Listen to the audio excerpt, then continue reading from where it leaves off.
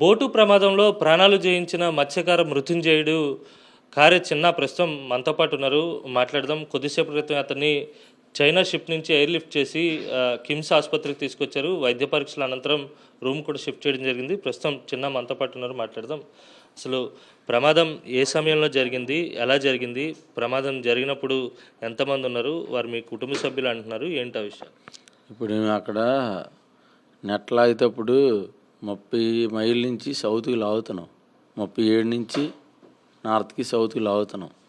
అక్కడ నైటీ పొగులు 2 రోజులు ఏట అయిపోయింది. ఏట అయిపోయిన తర్వాత కొనసాగిసిన తర్వాత దరిగింది వచ్చేస్తున్నాం. సరుకు మనకు పడ్డది వచ్చేస్తున్నాం. వచ్చేసిన తర్వాత చూస్తే వచ్చేస్తున్నాం. 10 మైళ్ళు ఉంది. 10 మైళ్ళు ఉంటుండగా దరికి ఫోన్ చేశాను మా మిస్సెస్ గారికి. అమ్మ పలానా టయానికి వచ్చేస్తున్నాం. అప్పుడు 3:30 అవుతుంది. అయితే ఒక అరగంట గంట పడుతుందమ్మా వచ్చేస్తున్నాం అని అన్నాం. వచ్చేస్తాను అనేసరికి సరేలే వాళ్ళకి ఫోన్ అందింది కదా అని చేసి చెప్పాను. సరే వచ్చేసి నేను సరే 2 నిమిషాలు ఉంటుంది బాల్తో కొట్టేసింది. బాల్తో కొట్టేసిన వెంటనే సరే ఈ ఆరుగును మంచిగా కాసి తూలిపోయి ఎటుపోయి పడిపోయి నాకు తెలియదు. ఆరుగును చేరుకుని 7 వెళ్ళాం. మా బాబు రాలేదు. అన్నయ్య కొడుకు పెద్ద అన్నయ్య కొడుకు రాకపోతే ఆయన పేరు చెన్నయ్య అంటారు, మా వారి పేరు చంటి.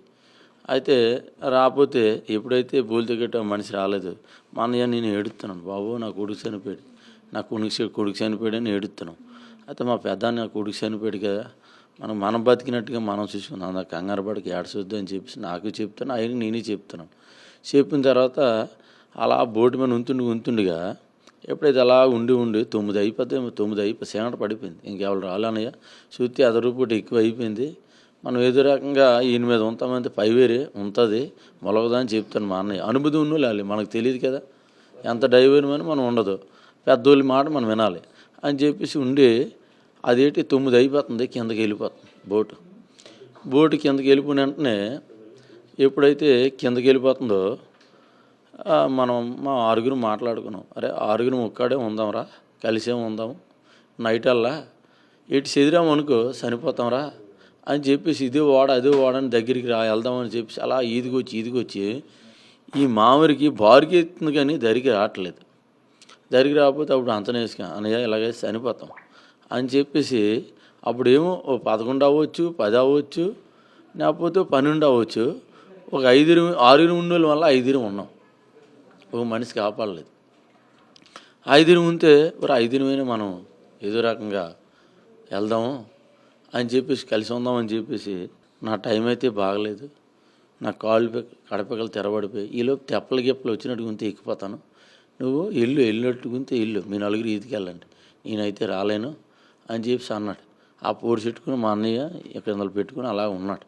మేము వెళ్ళిపోయాం 4 వెళ్తుండగా ఏడు జరిగింది అనుకున్నావు. ఈ 4 2 పోర్సుల మీద ఉండలేకపోతున్నాం. నాకు ఊపిరి అయిపోతుంది, ఇంకోటికి ఊపిరి అయిపోతుంది. మనిషికి ఒకసారి కెమెరా ఉండకపోతే అప్పుడు కెమెరా ఉండకపోతే నేను అన్నాను, అరే మీరు 3 నీదికి రండి, నేను నీదికి వెళ్తూ ఉంటాను, వెళ్ళి యాంకర్ తోటి పట్టేస్తాను. యాంకర్ తోటి పట్టేసిన వెంటనే మీరు వచ్చి తెలియరా అప్పుడు అని చెప్పి అనవసరికి మరి వాళ్ళు ఏ టైంలో నాకు తెలియదు, నాకు కనిపించదు. నన్ను యాంకర్ పట్టుకొని ఉన్నాను. నన్ను యాంకర్ అలా పట్టుకున్న వెంటనే దొలపడి వచ్చేసింది. బాబు చచ్చిపోయిన కింద పడిపోయాను. నాకు నన్ను సమయం అంతే మరి నాకైతే తెలీదు. 7 అవుతుందో 9 అవుతుందో 8 అవుతుందో తెలియదు. నాకు మా నాన్న చెప్పలేను అది. అయితే పడిపోయాను, తెల్లారిపోయింది. పడిపోయిన వెంటనే ఆ వాడు చిప్పు ఉంది, ఆ చిప్పు పట్టుకుని పక్కట్టుకుని వెళ్ళిపోతున్నాను. వెళ్ళిపోతే బాయ్ కాపాడండి బనీలు తీసి ఇసురుతున్నాను. కాపాడంటే అక్కడ ఉన్నాను పక్కన మనుషులు ఉన్నాలేమో టక్కమని చూసేసారు. చూసిన వెంటనే నైఫ్ జాకెట్ ఇసిరిసిన వెంటనే సీలో పడిపోయింది. పడిపోయిన వెంటనే ఆ జాలాడు కింద దించి పైకి లాగేసి నా ఊపిరి పోయినట్టు అయిపోయాను. పడి కింద పడిపోయిన ఏదో తెచ్చేయాలి, ఇలాగా హాస్పిటల్ ఉందక జాలు తెచ్చి పైకి తీసుకెళ్ళి. ప్రమాదం ఏ సమయంలో జరిగింది? మీరు ఆ పెద్ద షిప్ దగ్గరికి ఎన్ని గంటలకు చేరుకున్నారు? 9 గంటలకి బోటు మునిగిపోయిందని అన్నారు. ఎంత సమయం పట్టింది ఇక్కడ నుంచి అక్కడికి వెళ్ళడానికి? సమయం అంటే 9 గంటల నుంచి 7:30 నుగులంతలు 8 నుగులంతలు అంతవరకు నీటిలోనే కొనసాగాం. నైటల్లా 9 గంటల నుంచి 7:30 వరకు కొనసాగాం. అలాగే ఆ నీటిలోనే ఈత కొట్టాం. 6 మనిషి కనిపించట్లేదు. 5 ఉన్నాం. 5 ఉన్న చోట మనిషి కనిపించట్లేదు. అంటే ఇక్కడ నుంచి 9 గంటల నుంచి మొదలు పెడితే ఉదయం 7:30 చేరుకునే క్రమంలోపు మీ కుటుంబ సభ్యులు, మీ తోటివారు ఒక్కొక్కరు కనపడకుండా పోతుంటే అంత ధైర్యంగా ఎలా ఎదగలిగారు? ఏంటి ఆ విషయాలు? అప్పుడు బాధతో ఉన్నారా? లేకపోతే ఎవరితోనైనా మాట్లాడుతున్నారా? మీ తమ్ముళ్ళు కానీ, లేకపోతే మీ కుటుంబ సభ్యులు ఉన్నారు కదా, వాళ్ళతో షేర్ చేసుకుంటున్నారా? ఇలాగ కలిసి ఉండి మాట్లాడుతున్నాం. ఎవరు ఊపిరి ఉంటే ఊపిరి ఉంటాము, లేకపోతే లేదు. ఏదైనా ఊపిరి కలిసికట్టుగా ఉందాము. ఎందుకంటే మీ ఊపిరి పేనాలు గీసేలు అంతే ఊళ్ళు బతమరా, అలా కలిసే ఉందామని చెప్పి అలా సరదాగా మాట్లాడుకున్నట్టుగా మాట్లాడుకుంటారు గ్యాంగ్లో. మాట్లాడుకున్నారు ఎవరు ఊపిరి అయిపోతే మరి ఇంకా మనం ఏం చేయలేమని చెప్పి అలా మాట్లాడుతుండగా ఎప్పుడైతే మా పెద్దాన్ని రాని అనగాలి నాకు ఈ కుడభజం అనేది రాలిపోయింది. ఇదేటన్నయ్య చిన్నప్పటి నుంచి పెంచావు, నా ఆడతంలో నేను అనుకున్నాను. చిన్నప్పటి నుంచి పెంచావు, నువ్వు చెప్పి ధైర్యం చెప్పి నువ్వు కూలిపోతే నేను ఎలాగన్నయ్యా అని చెప్పి అలా ధైర్యం తెచ్చుకును మళ్ళా చిప్పుకాడికి వెళ్దాము, ముగ్గురం వెళ్తాము, నలుగురం వెళ్తాం, ఈ ముగ్గురం వెళ్దాము అని చెప్పి నలుగురం వెళ్దామని చెప్పేసి నలుగురు మీదకి వెళ్తే అయితే ఈ నలుగురికి అవ్వట్లేదు. అవ్వకపోతే నన్ను నొగ్గండ్రా నేను వెళ్తాను అడగని చెప్పి మీరు అయితే మా అయ్య మీరు వెళ్ళండి. మా అన్నయ్యలు సేంతుడి కుర్రోడు, మా ఏరగొడు కూడా అదే మాట అన్నాడు, మా అన్నయ్య కొడుకు కూడా అదే మాట అన్నాడు.